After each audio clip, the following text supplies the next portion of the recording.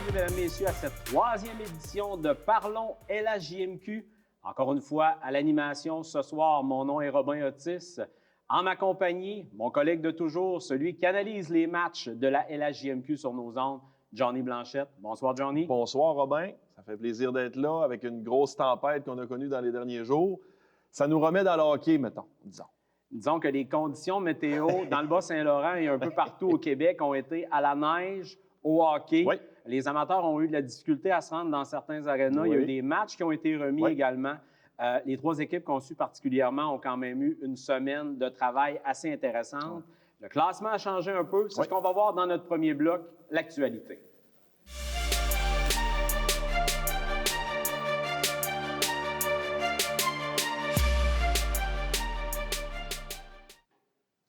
Johnny, si on parle effectivement de la semaine des trois formations, on parle des remparts du Drakkar et de l'Océanique.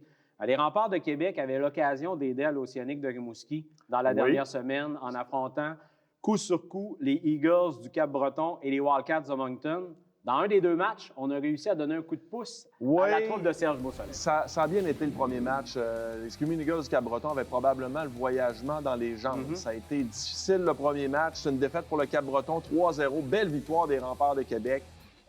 Tristan Côté-Cazenave, excellent. Le blanchissage. Darren Kilb également, un but. Le but en avantage numérique pour débuter la rencontre en deuxième période, ce qui a vraiment aidé à poursuivre du côté des Remparts de Québec. Il ne faut pas oublier Hunter Holmes qui a connu tout un match aussi du côté des Remparts de Québec. Il a 4 tirs, mais prédominant dans les matchs. C'est un gars, il ne faut pas oublier Holmes, c'est un gars qu'on a acquis durant la saison. C'est un joueur qui provient de l'Ontario. Avec Flint, l'équipe de l'Ontario, a été laissé de côté, 19 ans. Joué, lui, à 16 ans dans le niveau junior majeur en Ontario, mais là, ça ne fonctionnait tout simplement plus pour lui. Donc, l'occasion de se faire la main avec les Remparts présentement. Avant de parler du Drakkar, dans le deuxième match, celui que les Remparts ont perdu 5-3 face aux Wildcats, c'est Alexander Kovanov et Jérémy McKenna qui ont fait la différence. Exactement. C'est les vétérans des Wildcats de Moncton qui ont pris charge de l'équipe des Wildcats durant ce match-là. Jusqu'en milieu de deuxième période, les Remparts étaient dans le siège du conducteur. On a mené 2-0, on a mené 3-1, mais éventuellement, la crème est remontée à la surface. Et là, les vétérans des Wildcats que tu as nommés, il ne faut pas oublier Huntley et Grou là-dedans. Donc, tout ça a fait que les Remparts se sont avoués vaincus 5-3 ce match-là. Victoire du Drakkar de Bécomo dans son unique match. Il y en avait deux de prévus. Un face au Saguenay qui a été annulé à cause des conditions météo, on l'a mentionné. On a remporté quand même une victoire de 3-2 face aux Voltigeurs de Drummondville. C'est une semaine facile, moins de travail, plus de temps pour l'entraînement peut-être du côté du Drakkar de Bécomo. Les meilleurs de du côté de Bécomo, Giguère qui a connu un fort match avec un but, une passe, plus 2, 4 tirs au but. Il y a également le jeune Xavier Fortin qu'on a acquis des Islanders de Charlottetown durant la période de transaction, qui a marqué un but, 11 en 17 dans les mises en jeu. C'est très bien. Depuis son arrivée à Bécomo, lui, c'est en 16 matchs, un but, 4 passes, 5 points, mais seulement 17 ans. Il faut être patient avec le jeune. Chez l'Océanique, on a atteint la dizaine de matchs consécutifs avec des victoires. Alexis Lafrenière de retour de suspension. Il a été bon, comme à son habitude. Des victoires de 8-2, 3-2 et 4-3 les deux derniers matchs contre les Olympiques de Gatineau. Il y a eu des héros qu'on connaît un peu mieux, d'autres qu'on connaît un peu moins. Dimitri Zadgorovny s'est démarqué, Zachary Bolduc également, mais Michael Martel a permis de remporter une victoire, la première des deux, face à l'équipe de sa région. Absolument. Toute une performance pour lui. C'était émotif, ce match-là. Il a bien rendu, même a connu une bonne rencontre lors du deuxième match, a été crédité du but ou d'un but également. Alors, 3 buts pour Martel dans la fin de semaine, donc dans les 2 derniers matchs face à Gatineau. Si on se replonge dans le premier, c'était une pétarade de buts. L'Océanique a marqué 8 buts, 8-2 face aux Cataractes de Shawinigan. Et ça a probablement affecté Daniel Renaud du côté des Cataractes de Shawinigan. Il faut noter le remplacement d'entraîneur-chef, Gordy Dwyer, qui est maintenant l'entraîneur-chef des Cataractes de Shawinigan. Ça va être intéressant de suivre ça. Si on regarde le classement maintenant, qu'est-ce qu'il y a eu comme changement suite à la dernière semaine d'activité, au match dont on a parlé? Il y a une poussée assez importante de l'Océanique de Rimouski qui est maintenant au 3e rang de journée de l'association Est.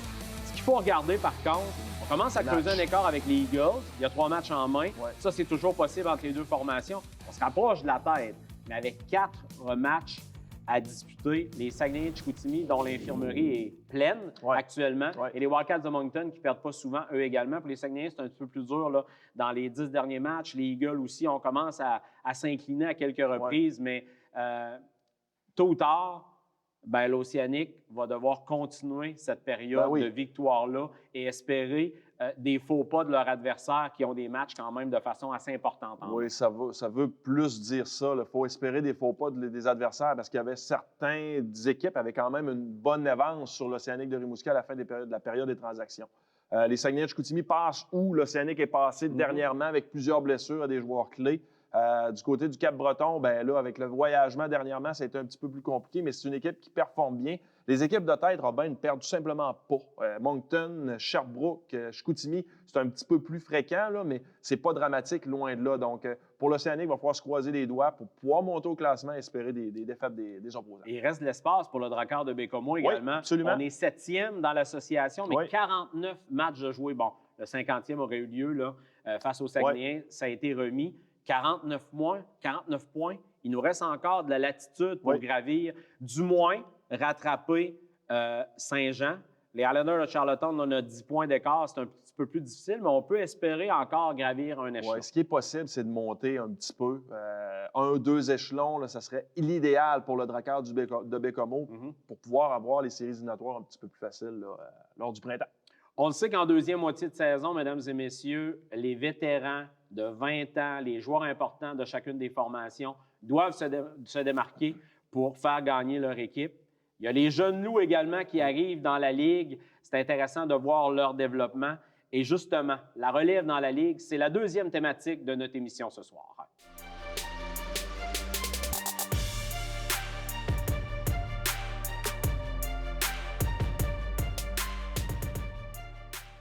Johnny, je viens de le mentionner, les jeunes joueurs, ça prépare les prochaines saisons dans certaines organisations. Il y en a qui font déjà la différence dans leur équipe respective où ils sont actuellement. Il y en a d'autres qui avaient un début de saison un peu plus facile. C'est un peu plus ardu en deuxième moitié où, vraiment, après la période des échanges, là, tout le monde s'est renforcé. Les matchs sont de plus en plus durs à gagner et de plus en plus serrés sur la patinoire. Tous les centimètres de glace sont durs à ramasser, je dirais. Il y a 2 joueurs chez l'Océanique. On va commencer avec ces 2-là, dont le premier, Zachary Bolduc, que vous allez voir à l'écran. Bolduc a connu tout un voyage, les 3 matchs sur la route. Absolument. Il a 2 tours du chapeau depuis le début de la campagne contre la même formation, les Voltigeurs de Drummondville, donc on aime bien ça. Un match de 2 buts également, mais ce qui m'impressionne de Bolduc, c'est sa régularité à obtenir des points de façon assez constante. Présentement, il marque de façon extrêmement régulière. 27 buts en 47 matchs. Dans le passé, c'est un fabricant de jeu un peu plus. Marquait sa part de buts en 42 matchs, c'est 17 buts, 37 passes pour 54 points au niveau midget 3. Il ne faut pas oublier que lui a commencé la saison avec Mount St. Charles Academy aux États-Unis.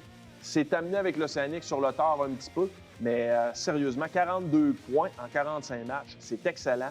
C'est la prochaine vedette de l'Océanique de Rimouski. Là, ça, c'est écrit dans le ciel. Moi, ce que j'aime, la constance au niveau des points, mais en deuxième portion de saison, je vous le dis, depuis le temps des fêtes, c'est compliqué pour certains jeunes joueurs dans la Ligue. Lui, il n'a pas dérougi. C'est certain qu'il a encore des meilleurs coéquipiers avec les acquisitions à l'attaque qu'on a été chercher chez l'Océanique. Si je parle de l'autre joueur de l'Océanique de Rimouski dont on veut s'entretenir, toi et moi, un autre jeune, un défenseur cette fois-ci, a été extrêmement solide en première portion de saison. L'est encore aujourd'hui dans son rôle, mais au niveau de l'accumulation des points en janvier et au début de février, c'est un peu plus compliqué. Oui, mais c'est normal, parce que là, on a acquis Flower et Bergeron qui ont pris la pôle sur les minutes de jeu. Ça affecte, oui, le rendement de points, mais pas le rendement sur la patinoire, si tu veux mon avis à moi. Là, Isaac Desliveaux continue de travailler de la belle façon. Moi, ce que j'aime dans sa progression, c'est qu'il maintient son travail sur la patinoire. Défensivement, ça va bien. Avec d'amour, on sent une synergie entre les deux. Et c'est un gars de série. Lui, l'an passé, a gagné la Coupe TELUS avec son équipe, les Cantonniers de Magog, avait bien performé dans les séries éliminatoires. Donc, ce qui s'en vient pour l'Océanique, c'est les séries. Et on sait que Béliveau est le type de joueur qui est capable de fonctionner en série. Un beau +6. On l'utilise encore sur la deuxième vague, habituellement en avantage numérique.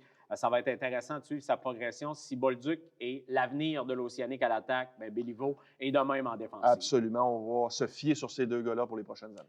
Les deux joueurs de Québec dont on veut parler ensemble ce soir, Johnny, il y en a un qu'on avait déjà dans notre cahier de charge, c'est James Malatesta. Oui, lui, il marquait des buts comme un métronome à un certain moment. Il est arrivé dans la Ligue avec tambour, trompette et tout le tralala, et la pression de Québec ne l'a pas étouffé. Non, on le savait bon, mais le type de marqueur qu'il est devenu avec les Remparts de Québec, parce que si on regarde ses statistiques, lui, dans le midget 3, 22 matchs, c'est 7 buts, 5 passes, 12 points l'an passé.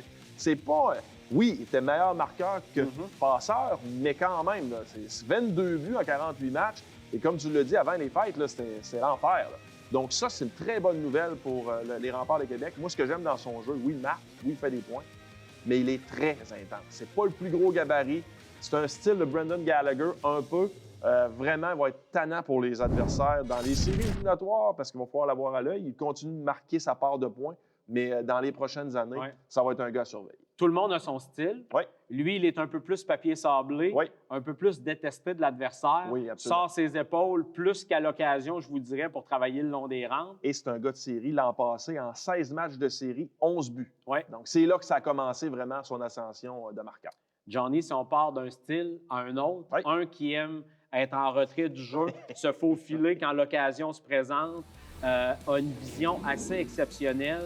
On a eu la larme à l'œil d'être obligé de le laisser partir, comme j'ai dit. Le premier, on l'avait dans le cahier de charge. Le deuxième, dans une équipe qui est en reconstruction, on doit laisser partir des vétérans comme Félix Bibeau pour faire des acquisitions importantes, pour rajeunir la formation et rapidement tourner les choses de côté. Amener du talent, surtout. Ben, Théo Rochette va participer à ça. Absolument. C'est un gars de 17 ans, va être sélectionné probablement en deuxième ronde dans la Ligue nationale. Ce qu'on espère pour lui. C'est pas un gros gabarit et contrairement à Malatesta, c'est pas un nord-sud, c'est un est-ouest. C'est plus un joueur fabricant de jeu qui a une belle finesse.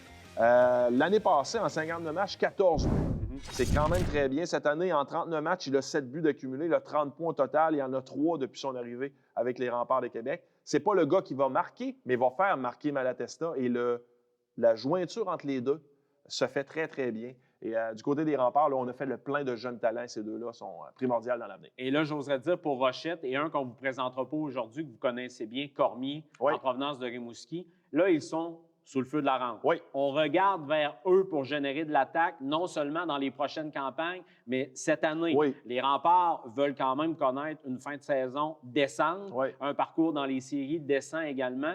Et là, si on l'avait sur une deuxième vague, sur un deuxième, peut-être un troisième trio à Chicoutimi, là, avec des vétérans qui se sont accumulés pour la troupe de Yannick Jean, bien, à Québec, là, il a le spotlight directement sur lui et il doit s'habituer et s'acclimater à ça, lui qui a été un peu absent de l'alignement en première moitié de saison.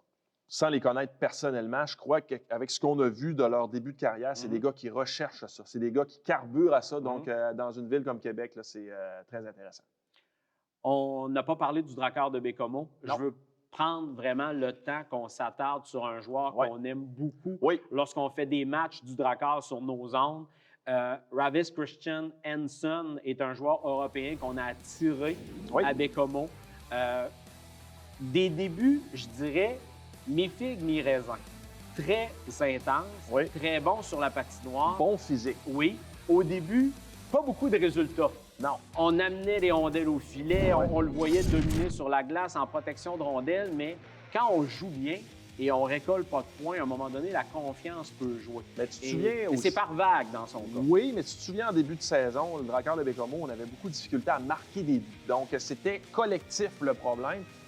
Si on s'attarde à Hansen, moi, je vois un très beau potentiel. C'est un gars qui vient d'avoir 18 ans, c'est un 2002, donc il faut être très patient avec lui. Son arrivée en Amérique du Nord, comme tu as dit, c'était pas évident au début, mais j'aime beaucoup le type de joueur qu'il est. C'est un gars, un grand gabarit, c'est un joueur qui est ailier gauche, qui va éventuellement être appelé à travailler devant le filet. Il le fait déjà très bien. Donc, tout ça en fait un joueur que le Drakkar de Bécomo va avoir pour au moins deux ans de bonne saison.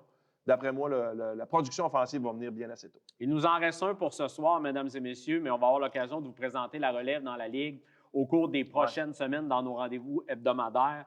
Mais s'il y en a un qui est bien vu par les dépisteurs de la Ligue nationale, il joue à la pointe, Oui. en défense, Oui. les Sea Dogs de Saint-Jean. Il est bon défensivement, bon offensivement, tout un gabarit. C'est le défenseur Jérémy Poirier. Oui. Comme je l'ai mentionné, on le surveille plus que du coin de l'œil actuellement chez les équipes de la Ligue Oui, nationale. absolument. On le voit, là, première ronde, peut-être fin première ronde, il pourrait monter là, dans l'échiquier. C'est un défenseur, bon gabarit, plus de 6 pieds, près de 200 livres, prend en charge.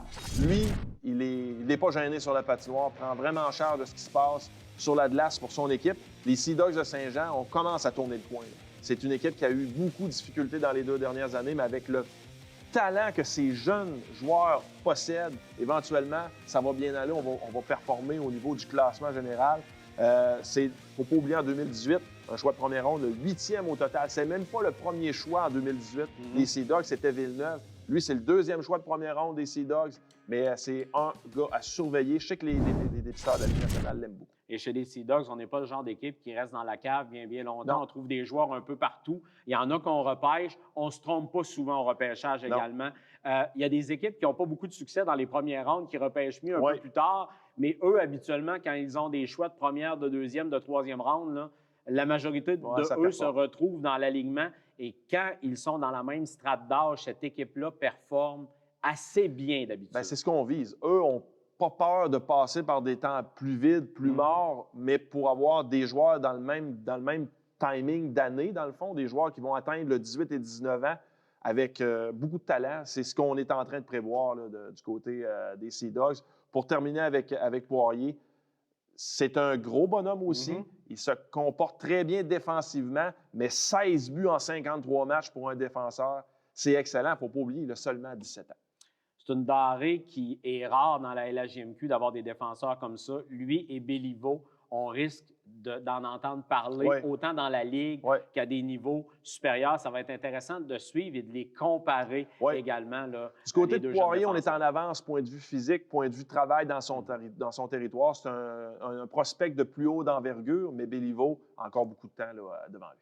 Johnny, il y a des reportages qui s'en viennent sur nos ondes. On avait une petite accalmie. Là. On va se retrouver après la Saint-Valentin. Donc, à la fin, là, dans les prochains jours, on sera ensemble. Émission d'avant-match. Vous voulez voir Jay Malatesta? Vous voulez voir Théo Rochette? Vous voulez voir Bolduc et Béliveau de l'autre côté? Bon, vous voulez voir la première et compagnie, là, je vous comprends. Mais quand même, les prochains rendez-vous, et on veut voir Travis Christian Henson. Il va être là également le 20 février. Donc, c'est intéressant de présenter les jeunes joueurs et d'avoir le calendrier qu'on voit à l'écran. Ces équipes-là vont s'affronter de façon assez intense prochainement. La raison pour laquelle on a choisi de faire ça, Robin, c'est qu'on le sait. Les vétérans vont amener les équipes loin en série. Ils vont terminer la saison en force. Mais il ne faut quand même pas oublier les jeunes qui ont beaucoup de talent dans ces dernières saisons. Et dans le reste, après ça, une semaine, le 28 février, on va se retrouver. Moi, j'aime toujours voir les Moussets. En reconstruction, même quand on a échangé des joueurs, il y a tout le temps des belles surprises, des joueurs européens dans cette équipe-là. Surtout avec Rimouski et Bécomo, il y a de grosses rivalités avec les Moussets. Le 1er mars, je vous conseille d'être là avec nous. Pour moi, Wildcats de Moncton, Océanique de Rimouski, depuis qu'on s'est rencontrés à quelques reprises dans les séries, c'est des affrontements qui donnent toujours beaucoup d'action. Et ça va probablement se frotter ces deux équipes-là en séries éliminatoires à partir de la 2e ou la 3e ronde. Là. On est dans la même division et c'est tout possible. C'est deux équipes qui veulent aller loin en série. Et ce 2 points-là pour l'Océanique va être très important, tout dépendant de ce qu'on a réussi à faire là, dans les prochaines semaines. Peut-être que le classement va être très serré. Là, le nombre de matchs va commencer à se ressembler à ce moment-là. Exactement. Donc, oui, ça va être très intéressant à suivre. 14 mars, on est plus à la fin de la saison, à l'aube des séries. Les Tigres de Victoriaville vont être en visite du côté de Bécomo pour affronter le Dakar. Donc, dans les 5 prochains rendez-vous, 3 rencontres de l'Océanique et 2 du Dakar de Bécomo. Merci beaucoup, Johnny. Merci, Robin. Ça a passé encore rapidement ce soir. Comme toujours. Toujours intéressant. Pour nous, on se retrouve la semaine prochaine et on vous souhaite une bonne semaine de hockey junior, mesdames, messieurs.